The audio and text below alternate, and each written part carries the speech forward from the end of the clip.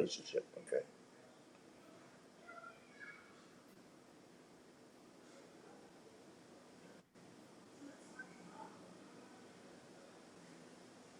Okay. I'm sorry, go to my page and share it from my page. On your page. Okay. Yep.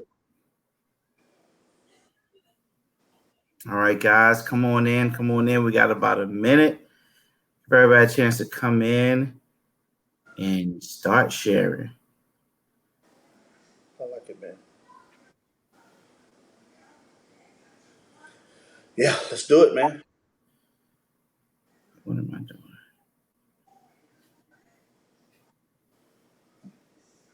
Yeah, let's do it.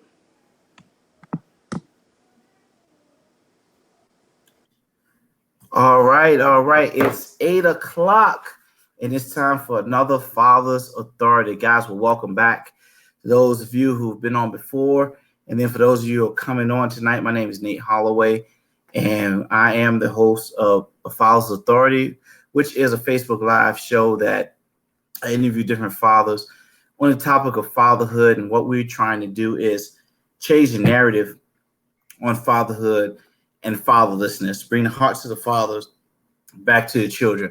Well, tonight I have a very special guest. I have Dr. Eric Brown on tonight. He's a pastor, he's a husband, he's a father. He and his wife does pillow talk with the Browns, and sometimes it is funny. Y'all got. I wish y'all could see the episode where they were talking about he said something to her, and he didn't say the right thing, and they were just at it. It was funny. His wife was pretty funny. Brown tonight. We're going to talk about fatherhood as we always do. So let's go, Dr. Brown. Eric, how are you tonight, man? Man, I'm excellent, man. It's an honor to be on here with you to talk about something that's dear to my heart. It's something that I'm honored and privileged to be able to do, man. God has blessed me to be a father, man. That's one of my greatest achievement and accomplishment in life. So I'm excited to be on with you, man. Thank you. I'm glad you're here. So tell us a little bit about yourself. Well, look, man, I'm from Mississippi originally, Columbia, Mississippi, small town, and grew up, man, in basically a single parent home. My mom, she was a virtue of strength. She showed us a lot. Grew up with it was 7 siblings, eight total. I was four of eight, 6 boys, 2 girls. Kind Woo. of man, big family. Kind of grew up, man, with without my father around. I knew him, and later on in life, as I got a little older, I started to have some type of affiliation with him, or I would see him from time to time, and so we kind of developed some semblance of a relationship, in my early adulthood. But coming up as a youngster, man, I never had my father around, and so it was kind of tough, man. So just being able to overcome some obstacles in life, and God has fortune, has allowed me to be able to overcome those things and be somewhat successful in life. So that's me in a nutshell, man. Just someone who's overcome a lot, who the hand of the Lord has been upon, and God has just graced us to be able to do what we do now. So just looking forward to the next 70 years, man. I hear that, and I feel you on the father not being that grown up a single parent home, because I did that. I'm the oldest of five. Yeah, wow. My mother, I watched my mom just do everything to make sure we always had a roof on our head. We always had a roof on our head, always had something to eat in the fridge. If it wasn't a lot, it was something. And, it still didn't take away the fact that we needed a father there. Yes. But moms and single mothers out there are doing their thing, really taking care the father and the mother role. And I know it's hard for them. Yeah. But that's why I want to talk about fatherhood. So let me ask you, how did not having your father there impact your fathering? Well, man, I think like one of the things it did, it drove me to be a good father now, because growing up, like I said, I was a 4-star athlete. I mean, I lettered in four, baseball, basketball, football, and track, and I was really, really good in all four of them. I actually had scholarships to any major university in the country, man. I was really, really good. But I didn't have a father in my life to help harness like my attitude, my focus, my work ethic, and things of that nature. So, in retrospect, looking backwards, I could see where the lack of that stability, that stabilizing force, and that male voice that you need in your life from time to time. I didn't have that, and I didn't have an example of Mhm. what a man should look like, in my life, especially coming from my father. And so those things plagued me, man.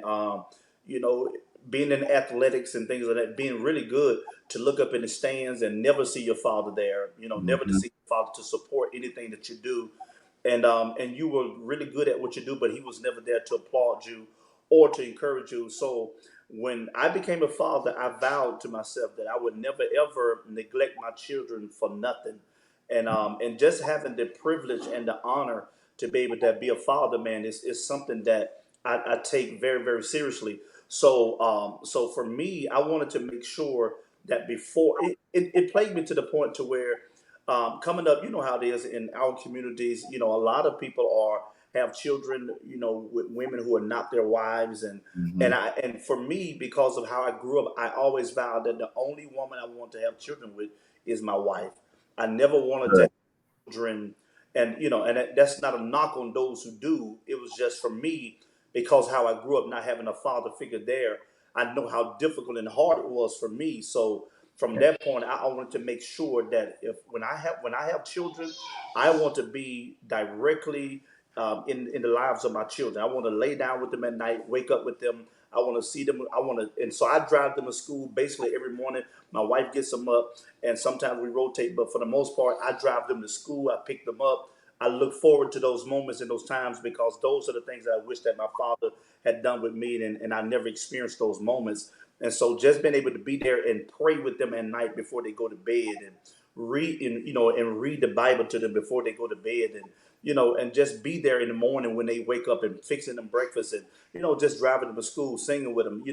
I have something that I say to them every morning before I drop them off, and it is that I'm a Brown, I'm a leader and not a follower. So they know that that's what Mhm. we're gonna say every morning, just instilling some virtue, some value, and some scruples in them all through life, man. So not having a father shaped me who I am now as a father, and I wanted to make sure that I'm always present for my child, not just in the home, because it's a possibility to be in the house and still be absent, and that's one of the worst things. But I don't want to just be in the house. I wanted to be present while I was in the home. I want to make my mark on my children, man, and so it has really, really, catapulted me into the man I am now.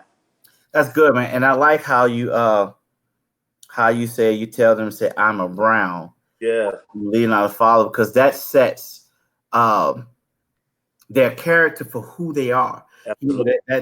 Brown, that it lets them know their name means Yeah, something. And I love it because my son, we said something to him today, my wife and I, and we said something. He said, "No, I'm not. I'm a Holloway." right, right. And we love that because he's like he knows who he is. With his Yes, name is. I like how we're similar because I take Caleb to school in the morning. Keisha picks him up, but every morning, I before I drop him off, I look at him. He turns around at me. He knows what we're gonna do, and I tell him, I say I say you're great. You're a champion. You could do anything, and Jesus loves you. yeah, But now all I say is, "What are you?" He said, "Great."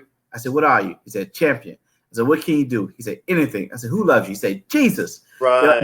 He go about his day, and as we set our children's character as fathers by doing that and speaking into them.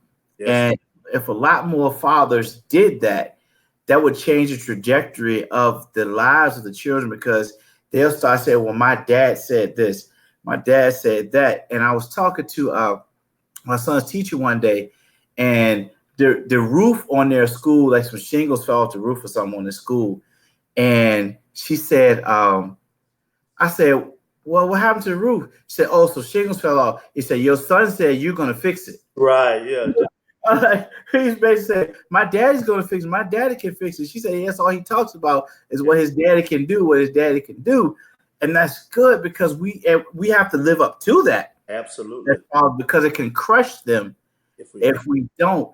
But I love how you do that with your children, and I believe I do because I didn't have my father, That's one of the things I vowed was that I was going to be in my children's life, especially if I had a son. Yeah, man. Make sure that he knew who he the type what he who he is and what he's supposed to be. And that's the thing that we have to set as fathers, because we mold them at this age. And both of us have young kids. Yeah, man. Yeah. Just having a 6 year old and a 3 year old, and that's one of the things, man. Like you said, my name means a lot to me, and like you said, and they'll even say like, "Oh, I'm a Brown. I can do this," and so because that's one thing my wife and I instill in them, man. You are a Brown. You be proud to say you're a Brown. And when you're a Brown, if you're a leader, then that means you conduct yourself in a manner, because leaders are always cognizant that someone else is watching you. And so when you're in school, you have to make sure that you're not leading people to do anything that's against the rules of the school or your classroom or where you are. So always remember you're a Brown, and Browns conduct themselves in a way that is pleasing to God. And I said, so when you get to school, you as a leader, you want to please God and you want to always please your parents. And so, and I still instill it every morning. So when they get out the car, I'm a Brown, I'm a leader, and I'm not a follower. And so, and so Savage, she done added something else to it. She said, I'm a Brown, I'm a leader, and I like baby dolls. So I Savage, yeah. So, yeah, yeah, That's good. Well, I'll let you know I'm adding something to my yeah, confessional cable in the morning. I'm still in that. yeah. So, Yeah. still in that. So let me ask you, what does fatherhood mean to you? Man, it means it means everything in the sense that, man, that one, my wife and I, we had several miscarriages before we had our son. And so at one point we thought that perhaps it wasn't in our lot in life that God wanted us to be parents. And so we had just relegated ourselves to just being content with, okay, God, maybe you don't want us to have children, because we had four miscarriages. And so, Mm. and the last one was really, really tough because the baby was stillborn. And so, and that was really tough on our family. So I was just like, God, if we have to adopt, perhaps we can adopt. So I was okay with, we had both came to the point like where maybe the Lord don't want us to have children. We were cool with that. But when our son was born, man, I mean, it literally, it changed my entire life. And you know how a child changed your life anyway, but when Yeah, it's your son, man, when it's your son, when you're looking at this boy and you see you, so now you already know, something in me has to shift and has to change, because now I'm not just living for me, I'm living for my seed. And right. so for me, it fatherhood means, man, being an example. It means being a provider. It means being a leader. It means being a stabilizer.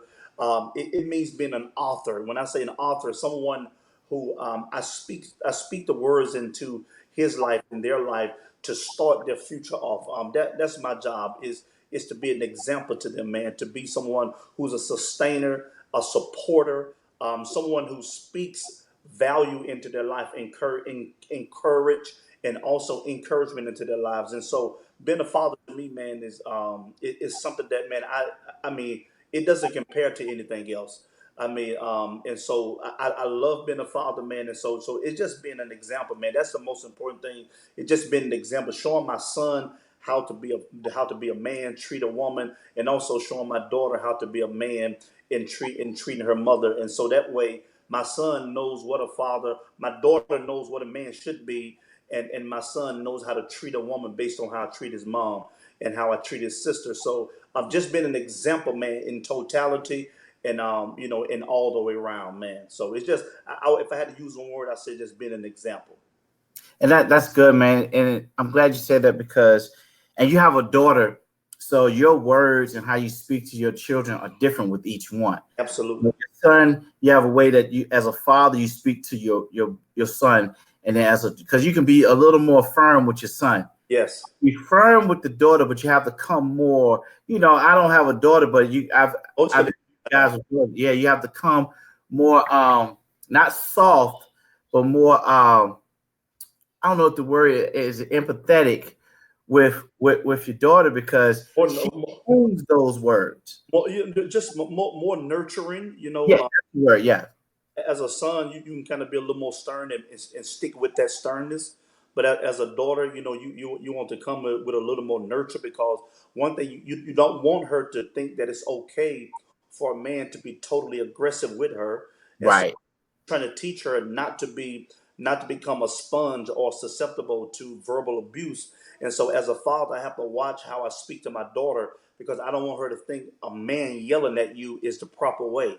I don't, and so I'm also not so quick to spank her and hit her. I spank her, but my whole thing is try to talk with her, because I don't want her to get used to me or her brother hitting on her. What's up? Listen, say hi, man. What's up, man? How you doing? Yeah, so and also, even as it relates to her brother, I always tell him, don't hit your sister, because I don't want her to get used to a boy or man hitting on her. Because if he hits on her and I hit on her, and she thinks it's okay, then she can probably have to grow up in life feeling like it's okay for a man to hit her when they disagree or don't like what she does.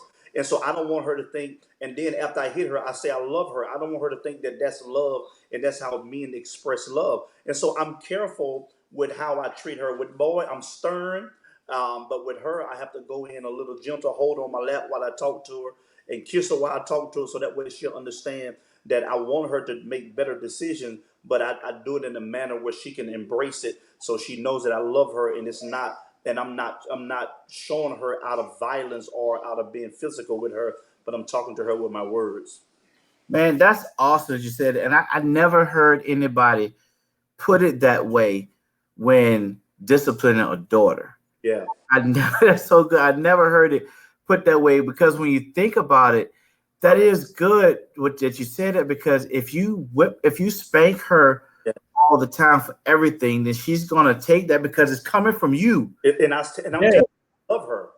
Yeah. Yeah, It's coming from you, her dad. So if all you're doing is spanking, spanking, spanking, spanking, spanking every time she do something, then she's gonna think that that's what a man is supposed to do for her. But like you said, if you talk to her, yeah, and because fathers, we shape our daughters on how they see a man.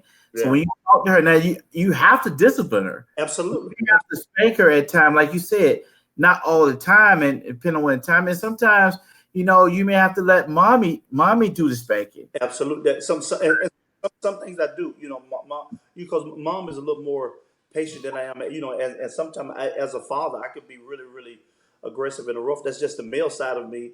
And so sometimes, mom does a better job of talking. Mom is really good at talking to her and calming her down. Girl, she's spoiled, and because she's spoiled, sometimes, I can be quick with her, but mom knows how to talk to her, to calm her down and soothe her. And that mom is good at that. And I'm kind of quick. And so when my wife knows that I'm kind of getting frustrated, she'll take over, and she'll do more soothing and calming, because she has that motherly touch that oftentimes elude the man. And all we have a heavy hand, and we're stern. And I just don't want her to grow up thinking that, when I say I love you and then I hit you, I don't want you to equate love with hitting. And so Right. so I'm really big on just trying to talk to her and calm her down in that manner, and I'm learning that from my wife. That's good, man. I really like that. I'm gonna be honest. I've never heard it put that way, and I'll be honest. I never thought about that Yeah, until tonight, and that's good, because I've seen, like, growing up, or see fathers that just always whipping it, and you think about it, that may be why a lot of women deal with abusive men, because they probably, as a young girl, they got abused, or they saw their father do it.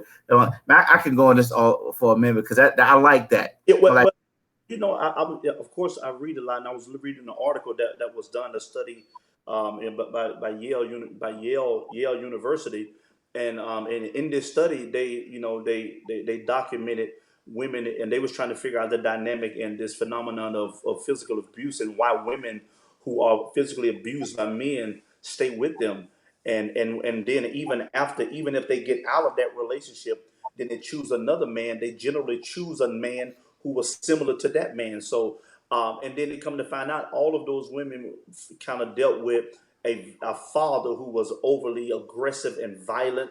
You know, Wow. Whipped them a lot. So for them, they translated love with hidden.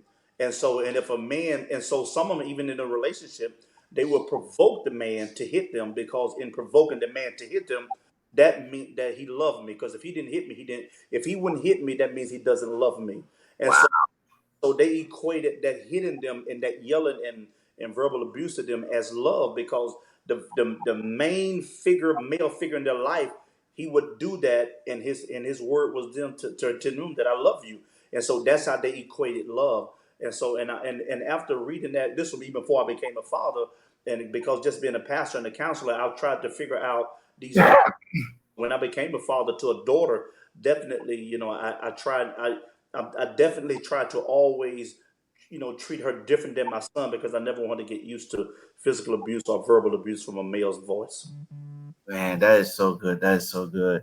Okay, what's the best part of being a father? Man, now that right there, man, is, you know what, Nate, and you know this, man. It's never a boring moment, man. I Never. you have a son, but just I have a son and a daughter, so it's never boring, man. My daughters and my daughter and my son, man, they keep you laughing, they keep you going. My daughter, they're so different. My son is, he sleeps well. He can be good by himself, but my daughter, she has to be up under you. She doesn't go to sleep. She still won't sleep in the bed with us. My son been sleeping by himself since he was the day he was born, and he sleeps through the night since the day we brought him home from the hospital. And he's been like that ever since. But my daughter does not sleep through the night. You can give her NyQuil, you can give her whatever. It doesn't. So man, just the laughter, the fun, when you're in the house, you even if we're in the room, my wife and I, we hear them and they're talking to each other like they're adults, and man, so just being a father, man, just the fun, and then also the lessons that you learn from being a father, having to deal with them. And it's interesting because I have this, and I taught this to my church. My son, sire, gets the belt one day and said, "Daddy, whoop Savvy." And I'm like, "Why am I Savvy? Why am I whooping Savvy?" He's like, "Because Savvy is being disobedient. She's in bad, so I need you to whoop her." And I said, "Why you want me to whoop her? And she's doing what she saw you do. So if I didn't whoop you for it, why you want me to whoop her for it?" And so for me as a pastor, that registered as a pastor, because sometimes in church, in the Christian walk, sometimes we can sit back and want God to punish somebody for what we got away with. And, Good. and so just listening to them, man, you gain so much, you learn so much about life just watching your children at work on a daily day basis. So for me, man, it's just it's a joy, man. It's fun, it's exciting, it's challenging. And so I love it, man. I love it. I love it. Yeah, man, it's fun, like, and it keeps you on your toes. So Oh, Caleb, of course, boys are just all over the place, all over the place. And my wife laughed at me because Caleb would be flipping off the chair, and I'm like, "Boy, you gonna hurt your neck? Stop, stop!" And I tried to speak those words. So today, I'm in the floor playing with him. We got his Hot Wheels set, getting all his Hot Wheel cars, and he runs across the room and jumps and like dives across my back. And I'm like, only thing I can see is his neck hitting the floor like this. yeah, man. I'm scared. I'm like, boy. And And he, then and then he comes and does it again. I'm like, man, yeah. you want a heart attack. But And you know how God, man, God just put some kind of, I don't know, kids are made out of rubber when they're kids. I don't know, man. And they'd be okay. But the parent be like, "Oh my God!" And so now I've learned. My son, he just say, I'm like, I tell him, I said, "Boy, that's a part of life. You fall sometimes, and you got to get a scratch on your knee. All that, man. That's a part of being a boy. That's a part of growing up, man. So it's fun, man. It's fun. It's exciting, and the challenge of being a father, man, and just being an example. It's a challenge, man, but it's very rewarding as well. Yeah, I it love is. it. It's It very, is. What's how important are a father's words to his child? man. When I say, man, look, man. A father's words mean the world to a child. And it's different. And I'm pretty sure you can attest to this. Even in your home, there's a difference in your voice than your wife's voice. And Yeah. your voice is not significant, but it's sometimes when your son hear your voice, he kind of, okay, daddy talking now. Let me, I got to straighten up a little bit. And it's the same way with my children. Man, if I come in, I can say something, and immediately, man, it's just that father's voice. And then, like I said, man, a father just being an example, and also being an encourager, being a an affirmer. Just being able to affirm your child. Man, Yeah. the father's voice is so significant to the point where even in the Bible, man, there's an instance in Genesis 35 when Rachel was dying. And the Bible said when Rachel was dying, Jacob's wife, she had her son, her last child, and in the Bible said in her departing when she was dying, because she was in so much pain, she named her son after her pain. The Bible Hmm. called him Benoni, which means son of sorrow or son of my pain. So she named him based on what she was going through. And biblically, and even also, I think even naturally now, a person's name is prophetic over their life. When you call them by that name, Yep. you speaking that over their name. So, especially in the Hebrew custom, whenever they would call you by your name, every time they would call you that. So, every time they said Benoni, they were literally saying son of sorrow. And so, sorrow would have rested over his life for the rest of his Hmm. life. But his father, it took his father, even in his wife naming him Benoni, and when his father heard that she called him Benoni, Jacob came and said no, and he quickly scratched that out and called him Benjamin, which means son of my right hand. So he changed the course of his destiny. His father changed the course of his destiny by just speaking up. And I think if That's good. more men would just speak up to their children, especially the sons, you can change the course of the trajectory of their life if you would just use your prophetic utterance that God has placed in your mouth. Men have that type of authority. There's another instance, Nate, and this right here, I don't want to get off, but this is You good? You good? another instance in Numbers chapter 30, verses like 1 through 5. The Bible talks about when Moses was laying down the laws in the book of Numbers. He tells a story on how, if he says, if a young girl, a virgin, a lad, a young woman, if she comes into the house and she speaks a vow over herself in the house, and if her father does not change or override what she says, then what she spoke over herself, that's actually what she would be bound by. And Hmm. so it says, but the father, if he hears it, the father has the authority by God to override what his daughter or his wife has said in the house. So that means, as a father, when you hear your children, when you hear your wife or your daughter or anybody in your home speaking opposite of the climate of your house, as the man, Good. you are the thermostat of your home. You control the temperature in your house.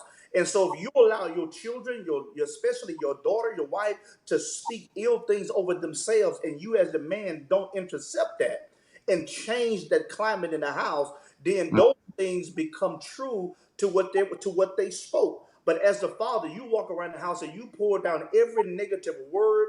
You interrupt the climate that they have placed over themselves. And so if they think they're failures or whatever they think they are, you as the man, as the father, by God, you have the authority to override what is spoken in your home. And so That the father's voice is so important to the success or to the future success of a child. For instance, even Jesus, you remember Jesus when he came on the scene, and there's an instance in Matthew chapter 3. The Bible is so poignant when it talks about how Jesus has never done a miracle, but after he has gone into the water to be baptized. Now, he often said, even when John saw him, John said, man, you need to baptize me. He said, no, I must be baptized by you to fulfill all righteousness or to be obedient to what my Father has sent me to do. So, hmm and then when Jesus came up out the water after being baptized, the Bible says that the heavens opened up, Nate, and then the Holy Spirit descended like a dove. And then the Bible said, then the Father talked. And look what the Father said. The Father said, this is my beloved Son. uh, I'm well pleased. That is so profound because what it teaches us is this: as a father, you have to be able to give affirmation before performance. That I, means you got to affirm your children before they even perform anything. And so God was telling Jesus, look here, I don't care if you ever be as great as I think you, but I'm just letting you know before you start, I'm proud of you. Before you even begin, your father got your back. And every child needs to know before they start that the voice that they can hear, even when everybody else is telling them, no, you cannot do that, you cannot be that. Well, my father said, just like your son said, oh, my daddy can fix this. I don't care what breaks. My daddy can fix this. And they need to always have your voice ringing in their ear because the voice of a father is so significant, man, to the success, to the future life of a child. So, man, that's what speak into your child's life, man. And Yes. it's like, and you see how you talked about Jesus when you said John the Baptist, when you baptized Jesus. We can even go back to him with his father. His father, yep, His exactly. father Andrew had to shut the mouth of his father. Wouldn't say nothing crazy. He could, right, because if he had spoken the wrong thing, he could have spoken his son out of existence. So Absolutely. Andrew shut his mouth out. It don't say for 9 months. It say until Until he was born. born. So it could have been 9 months. It could have been maybe a month after, but Yeah. he couldn't say anything until after the baby was born because our words. I was doing a study. Our words go into the future. Yes, man. Our children with them. So whatever we speak, like what I speak into Caleb now, is going to follow him Yes. in his life. Like there are times where I didn't know my father, but my godfather helped my mom raise me. So it's like now at 45 years old, when I'm making certain decisions, I hear his words Yes, that's what I'm saying. that, this is how you should do this. This is what you do. If you do this, this is what's going to happen. So if I had heard those words and things when I was Caleb's age, Yeah, man. it'd be a different story with how I am now. But I still heard them. But Absolutely. It was by late. hearing it now and hearing me speak and affirm him as a child, affirm him as a young boy, and tell him that he's grown, he's a man, it helps him to grow up, and he's thinking that because he'll repeat what I say. And if I say something different, like Keisha and I have a thing that we do. If either one of us say anything contrary to what we're believing, I'll ask her, "Is that your confession?" Yes. Or she asks me, "Is that your confession?" Yeah. And I know if I say yes, that's my confession, then death and life is in the power of my tongue. Man. But then, so by us doing that, if I say, "Is that your confession?" then she has to think, "Oh no, that's not my confession. Let me change that." Yeah, Or man. have to do that. Then we'll go to each other like, "Babe, I apologize for what I was saying earlier. I wasn't saying the right thing." So, but that's how we have to do our children, because I like how you said your words set the climate. It it it, it, Oh, it creates the climate of the home, man. And the man, this is what Joshua said in Joshua 24, around about verse 15. Joshua, in the conclusion of the book, Joshua told them, he said, now you can either serve your fathers like who they served on the other side of the flood. He said, but as for me and my house, we're going to serve the Lord. Joshua set the tone and the climate of his home as the man. The man is responsible for setting the spiritual climate of his household. And he does that with the rendering of his words. If he speaks negative, if he speaks death, if he speaks life, whatever he speaks over his home, that's what resides in his house. And a child has to hear the voice of their father. I mean, they have to hear the voice of their father. And the more they hear the voice of their father, the more successful they feel like they can become, because it's the father who speaks. Even in Deuteronomy chapter 6, the Bible, God tell Moses, he said, listen, whenever you get into the land, I want you to put my word. He said, I want you to put these phylacteries on your head. I want you to wear these, put the word. He said, in the morning, this is like Deuteronomy 6 and 6. He said, in the morning, when you're sitting around a table, share the word with your child. When you walking them to school, share the word with your child. When you just standing around, share the word with your children. Man, it's so profound. Like that, my son, man, is so proud as a father to see him as a son. Man, he goes on YouTube, and he, because he know how to spell and he know how to write, he's typing in Bible stories, man. So he's listening to. So when you come by him and you see him on his phone, he's listening to Bible stories about David and Jonathan. He's listening about David and Goliath, about Jesus' sacrifice. I mean, and so then once he finished listening to him, we talk, and he will explain to me what he just heard, man. But I asked him, why do you want to do this? And he would tell my wife and myself. He said, because I want to be a preacher just like my daddy. And these are things that I didn't tell him he has to do. Because another thing as a father that we have to be careful about, and one thing I never try to do is to live vicariously through my children. I right. try not to force them into what or to be what I want them to be, or because of what I failed at.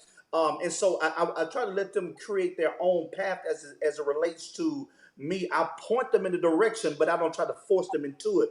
So I've never said you have to be a preacher, you have to be a Christian. Never said that. He just see how my wife and I talk, and they see how we live our life. And so as a result of that, now he has just picked up because he sees and hears what his father speak, man. And so just to see my son just take on the liking of his parents, I mean, man, it's very, very profound, man. But that starts with the father teaching. So when we talk to him, we talk to him about the Bible. Okay, I was sharing with them a story about Elisha. And they were making fun of somebody one day, and I said, "Listen," I said, "You know it's not good to make fun of people." I was telling him about the story about Elisha in 2 Kings 2 when he was walking, and the children were and the children were making fun of Elisha, and they're calling him bald head and bald head. And the Bible says when they did that, God sent 40 she bears out of the wilderness and ate all the two bear and ate all these children up, 40 children up. And he was like, wow, why did God do that? I said, well, one, they were making fun of the prophet. And I said, you have to be careful in life that you never pick on people who are different than you. And you never make fun of people, because that's not pleasing to God. And so now if my daughter, if one of them laugh at each other or if they pick at each other, then they'll say, well, you know what the Bible says, Sarah, what God did with Elisha. I mean, just to hear them regurgitate what they heard their father say, man, is such a rewarding, just a rewarding reception, man. And I mean, it's profound. So having the voice of your father in your life, it carries you through life. And if every father realized that, they will monitor the things that they say to their children and what they allow their children to hear. That's good, man. I gotta interject this though. Go Your ahead. wife is on this comment section. What she Preach said. it, Doc. She said, man, this I love this. She said, man, your words are the surfboard to help your children navigate over the waves they encounter. Mimi, you better preach, Oh, girl. you're a preacher, bro. You already know. That is deep, man. I love it. Um, but that's good, man, because the Bible tells us, and one of my favorite scriptures is Proverbs, where the death of life is in the power of the tongue. But I believe it's the Amplified version said a man's life must Yeah. be filled with the consequences Yes. of his words. So This word. whether good or bad, whatever you say, whatever you speak over your children, it must come to pass because you said it. Yeah. Unless you change your words Yes, man. and go back to that, man. I like that, man. That was awesome. So let me ask you, what advice would you give? And I know you're gonna give me something good about this. What advice would you give your children about marriage? Oh man, marriage is my thing, man. I love my wife. I love her so much, man. That's one. I mean, I tell her all the time that one of the greatest things God allowed me to do was be married, man. I mean, she's the greatest gift, you Yeah. know, beside Jesus in my life, man. I would say, one, I try to, and I tell them this all the time, and I'll constantly tell them this tell him this as he grows up, and that is this: always know how to respect and treat a woman. And number one, you treat and respect a woman not based on her projection of herself, because you're gonna run across women who don't even know their own value. But as a man, regardless if she knows her value or not, you always respect that woman. You always treat her like your father, like you see me treat your mom, and how you want somebody to treat your sister. Always be respectful to a woman. Watch your language when you're in the presence of a woman. Watch how you treat a woman and never put your hands on a woman. So just telling him on how valuable it is on how to treat a woman, and then also how to choose a woman. Uh, Hmm. just knowing that the Bible is important, that a woman has to be chosen by a man, and to let him know, and I'm big on this, Nate, is that choose a woman for where you're going, not where you are. And Yeah. Good. people hear me tell the story often, and I tell the story my first time, Nate, when I had to go preach in Chicago, which was in 1999. That was a long time ago, right? That 1999, man. I'm leaving Mississippi to go preach in Chicago, and when I'm on my way to Chicago, the preacher tells me, he said, Brown, he said, now you're coming to Chicago. I want you to make sure you pack some clothes because it's cold. I said, look, man, it's 85 degrees here. So I'm at the airport with shorts on and flip flops. and in my suitcase is clothes like I'm dressed from Mississippi. So by the time I get off the plane, in Chicago, I realize, the clothes I have now ain't gonna work for. And so, and everything I packed in my bag, I couldn't use it because I packed for where I was, not for where I was going. That's So good. one of the things that I would always tell him, especially in choosing a woman for your destiny, you choose for your destiny, not for your desire. Mm, And most people choose spouses for their desire, not their destiny. And so I would tell them to choose, because one thing about choosing for your destiny is this: if you choose on your desire will always change. When your yeah, desire change and you mess around and find your destiny, you would discover the person that you chose out of desire don't match you in your destiny. And if you marry someone who, once you get to your destiny and they don't fit your destiny, you will struggle with staying with that person. Although God hates divorce, you will struggle staying with that person because you realize you chose somebody for where you were, not for where you were going. that's So, good. so I'll make sure that I teach them on the significance of finding somebody who help you fulfill purpose in destiny, not someone who just help you quench the thirst of your passion or your desire. Because you can find anybody to do that, but it's a very select few women who can match you in your destiny and in your purpose. And it'll be easy for me to teach him this because all I can do is just point right across the room to his mom and Mm, see his mom. He would understand that my daddy chose a woman who was good for his future, not good for his flesh. And so man, just being, and then also how to be a provider and how to be a provider for your family, man. Realizing that as a father, as a husband, your responsibility is to be a great provider for your family. And if you, as the man, if you're out of order with God, you forfeit the provision of God to your family. And yeah, so that's one of the things that I would stress and I would highlight. In John 6, the Bible says that Jesus got ready to feed 5,000 people, but he gave his disciples a command. He said, listen, before I feed anybody, I want you to have the men to sit down in order on the ground. And so Jesus said, before I can feed your family, I need to have the man in order. And so I would talk to him how important it is that when the man get out of order, when the man forfeits the plan and the will and the purposes of God, how becoming a provider is a struggle for the man. In the beginning, when God watered the ground, the Bible said it never rained before, Nate, but God watered the plants and the crops through a mist under the ground. mhm, But when Adam disobeyed God by listening to his wife Eve, that's what the Bible said. He listened to his wife Eve and he disobeyed God. When he disobeyed God, the Bible said God cursed the ground. God said, because you listened to your wife and didn't listen to me, God cursed the ground. And the ground was how Adam made a living. So when the ground was cursed, it affected his livelihood. And that goes to say, when a man is disobedient to God, it will always affect his livelihood. So these are the things, man, that I would teach him how important it is to choose properly, how important it is to treat a woman with respect, and how important it is for a man as a man to always be in order with God. Because if a man is out of order with God, it affects his livelihood. And a man whose livelihood is affected cannot provide for his family. that's good. And one of the things I want to put on that too is one thing I've learned and what I plan to teach Caleb is because a lot of times we think as men that in order to be a good provider, we got to make the most money. Oh, yes. No. Yes. That I've learned is that you don't have to make the most money to be a good provider because if you're in your proper role, if you're in your proper position, your providing comes from your words, comes spiritually, comes emotionally, comes financially, and it comes physically because your wife can make more money than you. But if you're out there and you're busting your butt, and what you do make is providing in the house, but you're standing firm, and you're managing your house, you're leading your family. You are still a provider. Absolutely. But you know what, Nate? I want you to remember what I just said. Choose properly. You, Yep. see, like it's been plenty of times in our life. My wife made more money than me, And somebody say, how did that make you feel? I said, it makes me feel like I'm a smart guy. I chose right.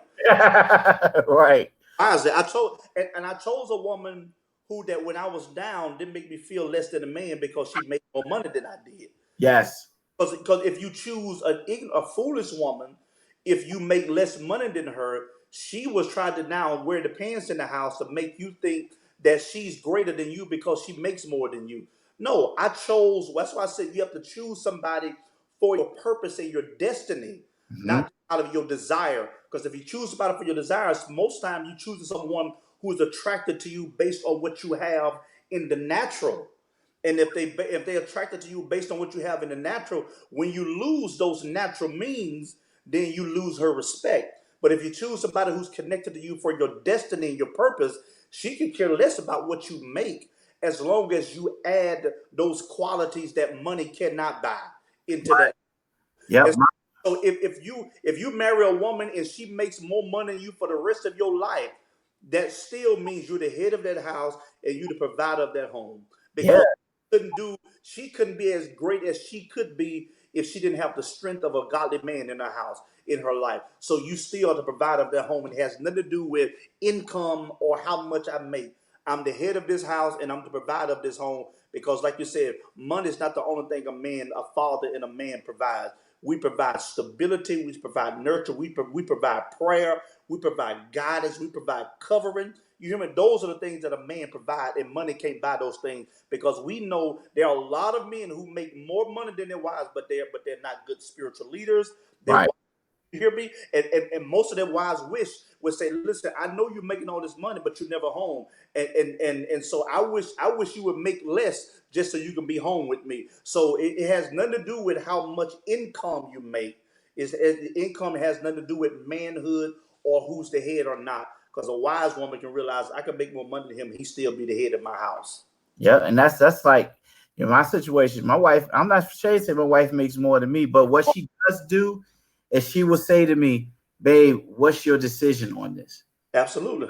When thing comes, she could be like all day long, we gonna do this. I'm gonna do that. I'm taking my money. I'm gonna do this. I'm gonna do it. But she'll say, "What's this?" She'll put a budget out. Babe, this is where we are. This is what I'm doing. This is what I'm doing. I'm like, she don't have to do that, but she's like, no, this is what I'm doing. What do you think? What do you feel? Sometimes she'll say to me, whatever God is telling you, That's what we're gonna do. and so and I love that, but that's one thing that I want to make. That's one thing I feel men need to know, because sometimes they could be like, well, I'm not a provider if she makes more money. But now that we said that, what would you say to your daughter? Oh man, kind of the flip side of that.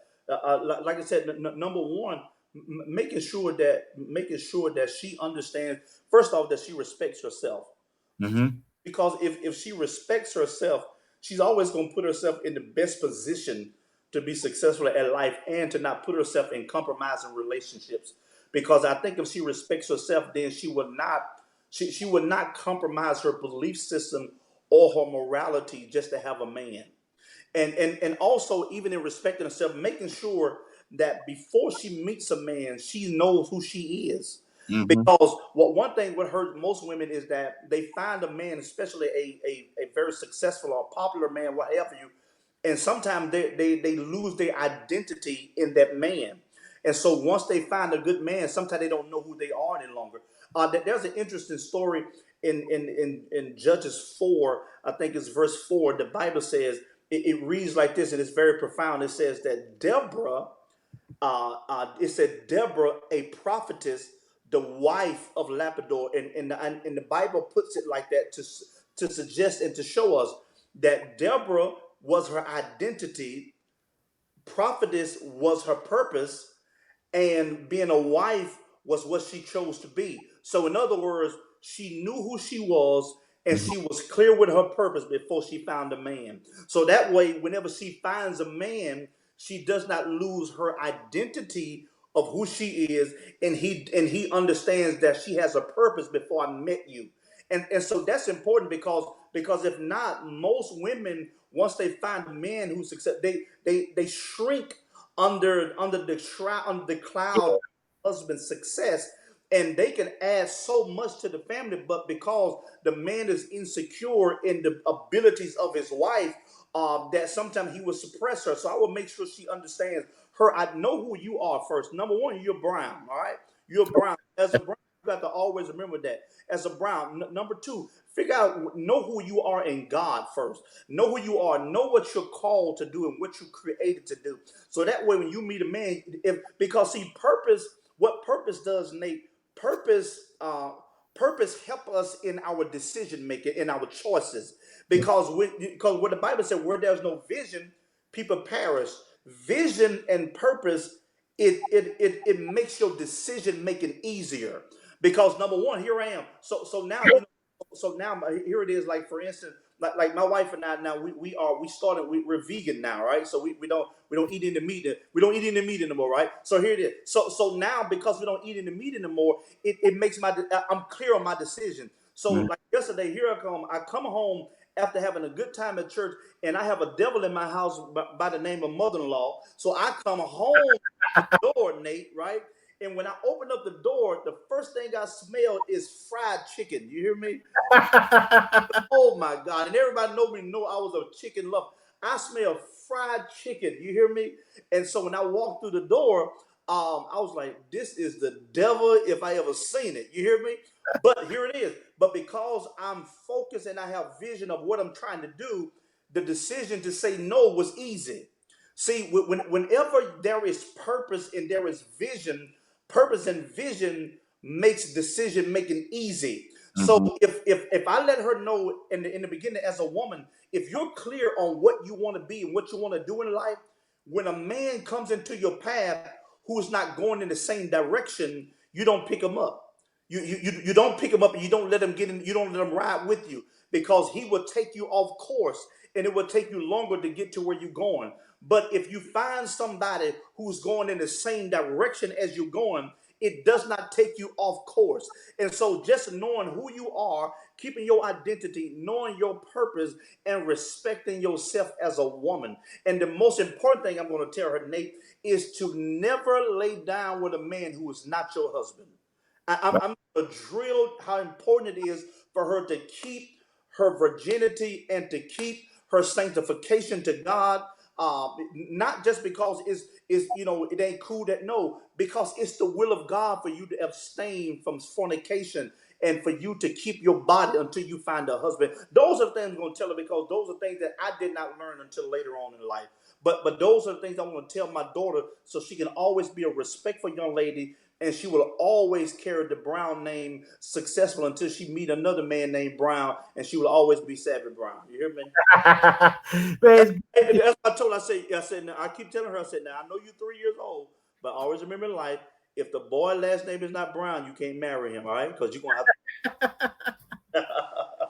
it's good said, because what I learned when I was out there before, when I was a player and I was out there in the world, the women I went for were those that didn't have a father in the home, it's important. because those were easy. I could charm the mom.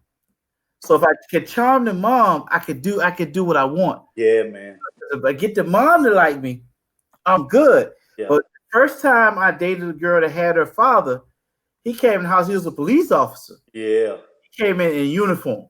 Oh, Like, oh, this ain't gonna be easy, and it wasn't. But that relationship was in the past. But I said when I met my wife, she had her father. She grew up with her father. yeah.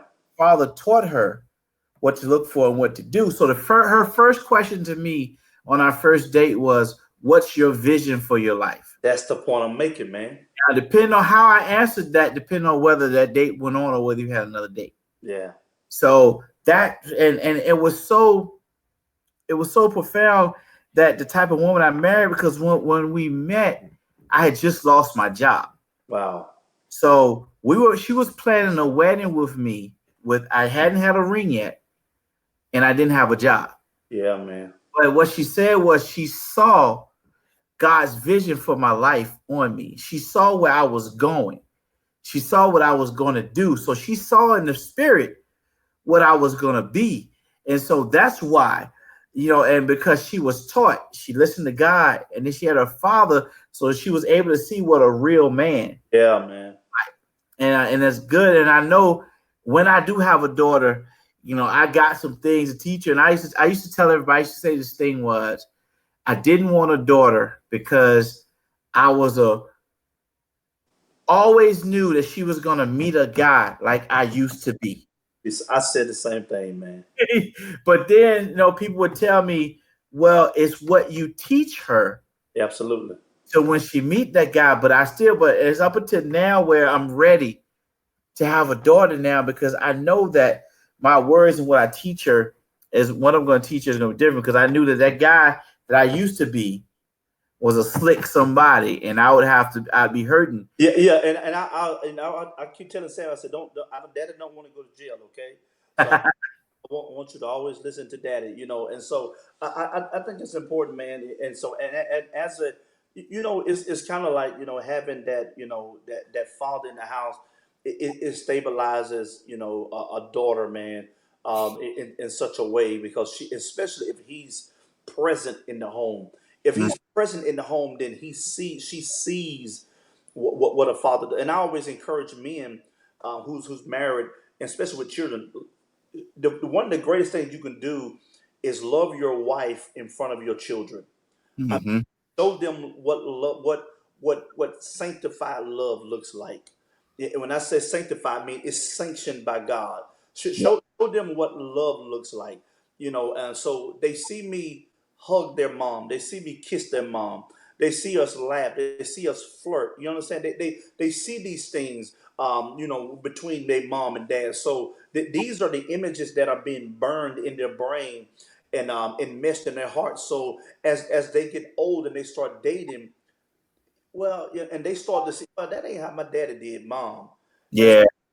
and so that no, my mama didn't act like that. So so they kind of have some kind of a model to look for. They have a template to say no, and Savvy can say, well, Daddy never talked to mama like that. My daddy never hit my mama, and so when she sees that, she already know I don't want a man who's opposite of my father. I'm not looking for my father, but I'm looking for the qualities and the characteristics and the attributes that my father had. Because one thing I say about my father is that he was a great father and a great husband, and I want her to be able to see that in me. So that's why I love their mom the way I love their mom, especially in front of them. That's good, man. And this conversation is great. I have something I want to talk about. You said something, and my wife said this before. You said the father being present. The Yeah, father's there be present. A lot of times we have a lot of fathers in the house, but they're not present. yeah, man. Talk about that. Let's talk about that a little bit. But man, that's more detrimental. That's more detrimental than being an absentee father. It's more detrimental to being in the house absent than to just be absent. Period. It will be even safer for the children if you were just absent. Period, than to be home and absent. Mm-hmm.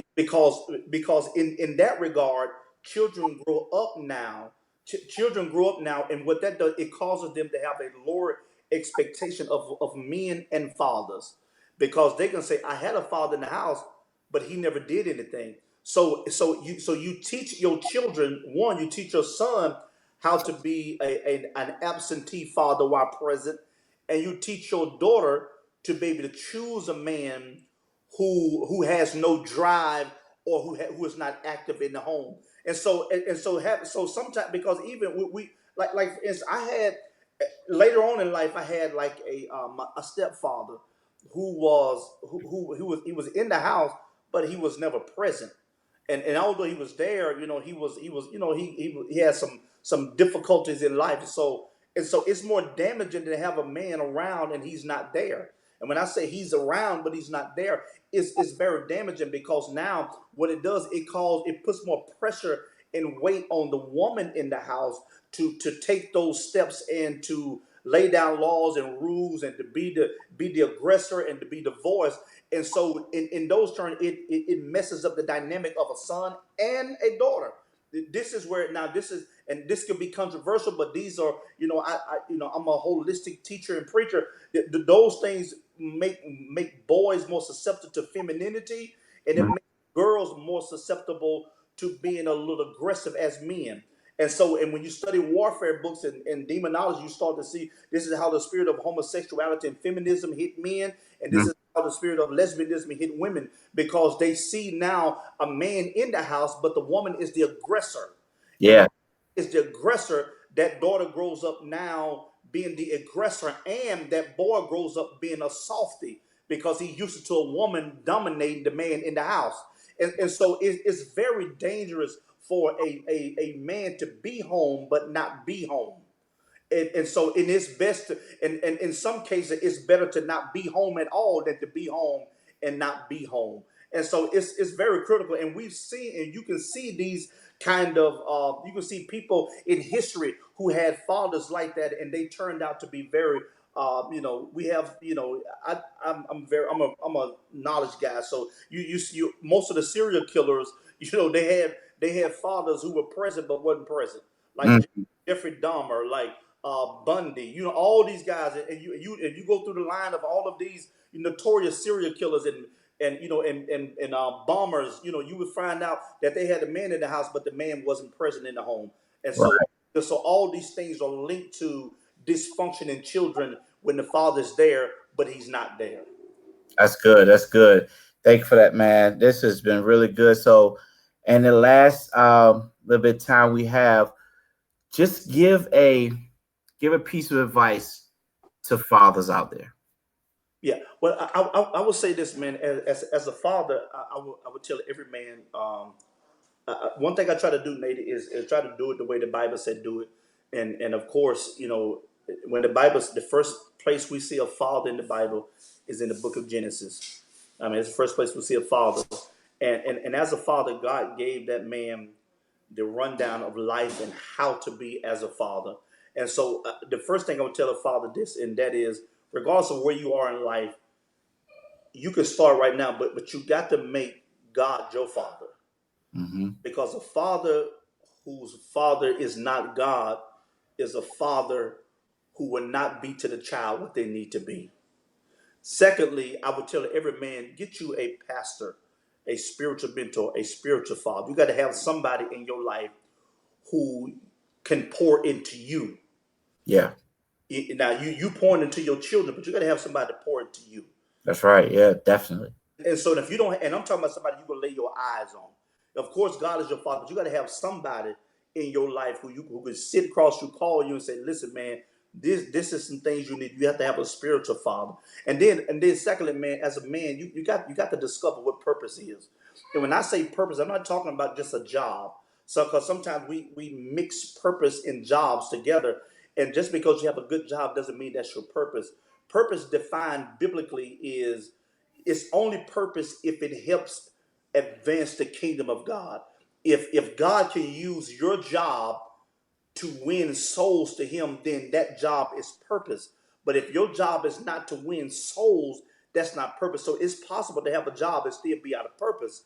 And so, but what God wants to do, if you have a good job, let God use you on your job to fulfill purpose. But you got to have purpose. Adam had a God the Father. Adam had God as a spiritual father. And the next thing God gave Adam was purpose. Before Adam had a woman, he had purpose. That's God right. put him in his garden. And the next thing the man needs, he needs the presence of God.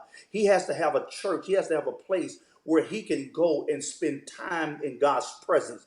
Because the first thing God gave Adam outside of himself was not a woman. He gave Adam his presence. The Bible said he took the man that he created, placed him in the garden. So God gave man presence before he gave him a wife. And then the next thing God gives him a woman. And so I would tell every man this: the first, you got to have those staple pieces in your life if you want to be successful. That it's hard being a man during this time. It's hard to be a man. Period. It's hard being a father. It's hard being a husband. And if you want to do it the proper way is to do it the way God orchestrated and set it up in the beginning. And so, and that's where we get our model of being a man and being a father from, is from God. And so I'll just tell every man, man, make God your father. Get you a spiritual father. Get you a church home. Discover what purpose is, man, before you bring a woman into your life. Because if not, you're not going to be really good for that woman. Thanks, man. I saw Savvy people around the corner. Yeah, yeah. She people. Say hi to everybody. Yeah. Say hi to everybody. Tell her come say hi. Savvy Sire. Savvy Sire. Come here. Come here, Pooh. Come here. Come here. Come say hi to Mr. Nate. Come say hi to everybody, all right? Where's Sire? Go get Sire. Go get Sire. Go get Sire right quick. Hurry. Run, run, run, run. Man, why are you doing that, man? It's great. Great tonight, man. Great word. Thank Great advice, man. I appreciate it. So where can I know everybody can check out your pillow talk with y'all with the Browns on Facebook Live. Where can everybody find you? Where can they follow you? Well, like you say, they can follow us, man, like on social media. You know, of course, Eric Brown, and then also right now I'm on Instagram as at Dr. Eric L. Brown, and then also, man, we getting ready to launch something called Browning Points. You know, with me and my wife, we're probably going to do that during the daytime, and so and then just be on the lookout, man. We get ready to do some pillow talk tours where my wife and I take this pillow talk thing, relationship thing on the road, and so and then also I have a website, man. I wrote a book. Actually, I wrote a book to men. It's called Mr. Husband, to fathers, Mr. Husband. Okay. It can be purchased on my website at dreriklbrown.org. And it's a book called Mr. Husband, and so that Hey, books. And say hi to everybody. Say hi. so how much are the books? The books are $20, man. So Okay. yeah, so my wife and I both have written books. I've written 6 books, and that's one of them is entitled Mr. Husband. And you can go online to my website, Dr. Eric Elbert, DRERICL Brown.org. Eric Okay. Elbert.org, and all of my books are there. All right, man. Well, I appreciate you coming on tonight. I got word from you and word from your wife in the comment section. Yeah. She's watching over there. Tell her thank you. Yes, sir. And I appreciate you coming on, man, tonight. And we're gonna do this again. I want to have you on again. It was an honor, man, to do it. Thank you, man. She said hi, man. That's my wife. Hi. He All said, right, man. Is he coming? yeah, no, she's not coming. She not feeling too well. I'm trying to see what Cyrus, but he's sleeping. Yeah, he down. So look, man, I appreciate it, man. It was an honor to be on here with you tonight. Thanks, man. Appreciate it. We'll be talking, man. Yes, sir. Have a good one, Nate. You be blessed. All right. Well, guys, that was Dr. Eric Brown. That was really good tonight. He had some good nuggets. And of course, his wife, Dr. Mimi, was on it over here preaching in the comment section. There was a couple of things she said I wanted to laugh, but I couldn't bust out laughing in the middle of the interview because it was so good. But guys, thank you for tuning in tonight.